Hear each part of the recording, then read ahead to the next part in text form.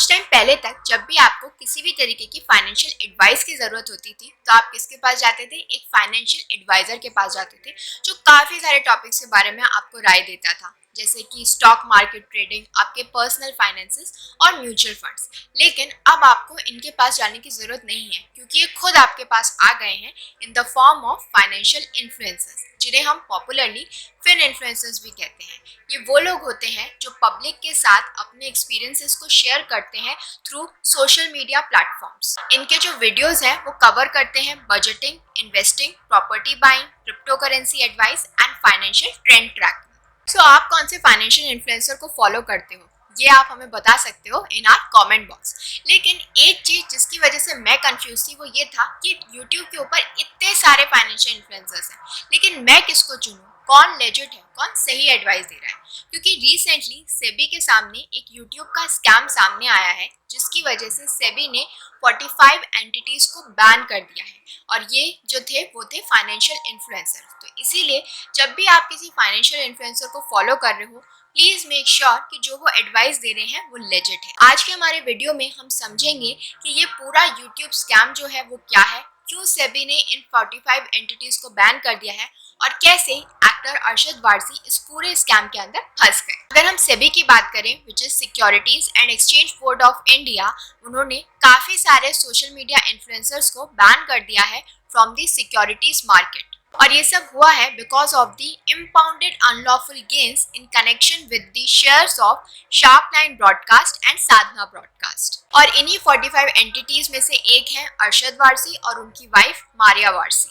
और इनके अलावा youtuber Manish Mishra, promoters of Sadhna Gupta जैसे कि श्रेया गुप्ता, गौरव गुप्ता, सौरभ गुप्ता, पूजा अग्रवाल और वरुण को भी जो है सिक्योरिटीज मार्केट से बैन कर दिया गया है because they have uploaded misleading videos on YouTube channels, जहां पे रिकमेंड किया जा रहा था इन्वेस्टर्स को कि वो साधना ब्रॉडकास्ट की कंपनी जो है उसके शेयर्स को खरीदें।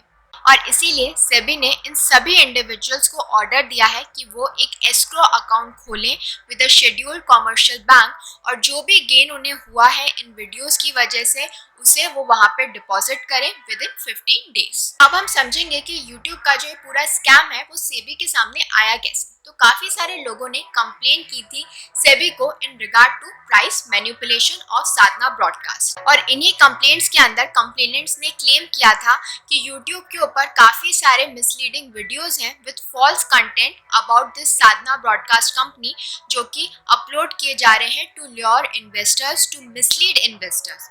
और इन्हीं यूट्यूब वीडियोस के अंदर ये रिकमेंड किया गया था कि इन्वेस्टर्स को साधना ब्रॉडकास्ट के स्टॉक खरीदने चाहिए फॉर एक्स्ट्रा ऑर्डिनरी प्रॉफिट्स। और इन्हीं सब कंप्लेंट्स की वजह से सेबी ने अपनी इन्वेस्टिगेशन चालू की और उन्हें ये पता चला कि काफी सारे फॉल्स और मिसलीडिंग वीडियोस जो है अपलोड किए गए थे about Sadhana broadcast on 2 YouTube channels, वो है द एडवाइजर एंड मनीवाइज। ये दोनों ही चैनल्स को मनीष मिश्रा ओन करते थे। इन वीडियोस के अंदर ये क्लेम किया गया था कि जो साधना ब्रॉडकास्ट लिमिटेड है इन्हें अडानी ग्रुप टेक ओवर करने वाला है और ये जो कंपनी है it will soon move from TV production to movie production with a big American corporation entering into a contract worth 1100 crore rupees. और इन्हीं मिसलीडिंग यूट्यूब वीडियोस की वजह से there was an increase in the price and trading volume of the Sadhna script.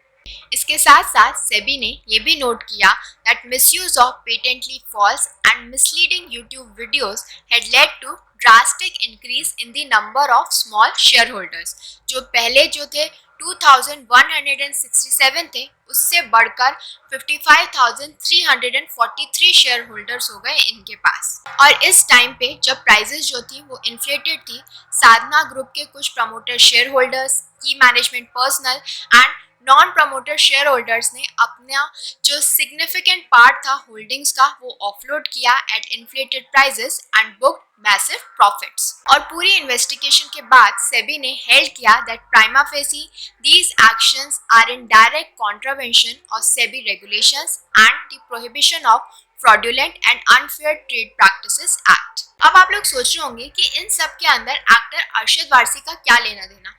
वो financial influencer थोड़ी है, वो तो एक्टर है।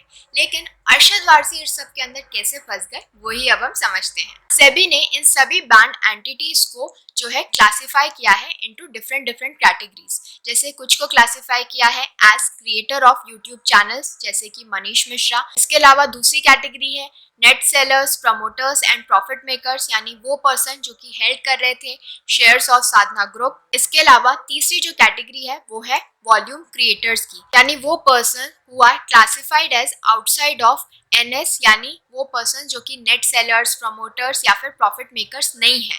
और ये वो लोग हैं जिन्होंने साधना ग्रुप के जो शेयर्स हैं उन्हें खरीदा भी और उन्हें बेचा भी ड्यूरिंग दिस पीरियड जब ये पूरा इन्फ्लेशन हो रहा था इन शेयर्स का। तो ये वो लोग हैं जिन्होंने ना यूट्यूब वीडियोस बनाए, ना ही वो किसी भी तरीके से साधना जो कंपनी है उससे एसोसिएटेड थे। लेकिन क्योंकि उन्होंने उन शेयर्स को उस टाइम पे खरीदा है और बेचा है तो उन्हें वॉल्यूम क्रिएटर्स की कैटेगरी में डाला गया है। और लास्ट जो कैटेगरी है वो है इंफॉर्मेशन कैरियर्स। अब एक्टर अरशद वारसी और उनकी वाइफ मारिया वारसी जो हैं they come in the category of volume creators, यानी वो लोग जिन्होंने इस दौरान जो है साधना प्रमोटर्स के जो शेयर्स हैं उनको खरीदा और बेचा during this examination period, and both of them contributed to a rise in trading volumes and interest in the script. Arshad made a profit of rupees 29.43 lakh and Maria gained 37.58 lakh.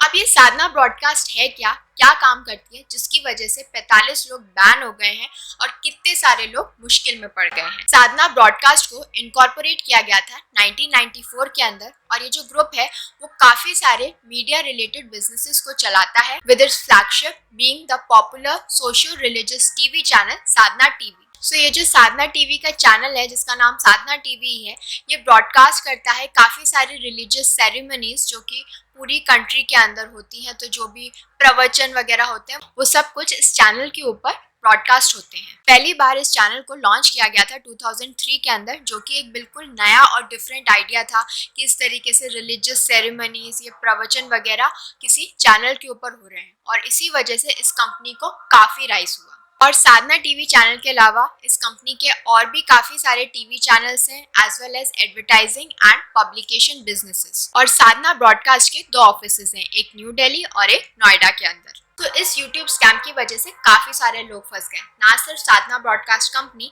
बल्कि और भी काफ़ी सारे लोग जो financial influencers हैं वो भी।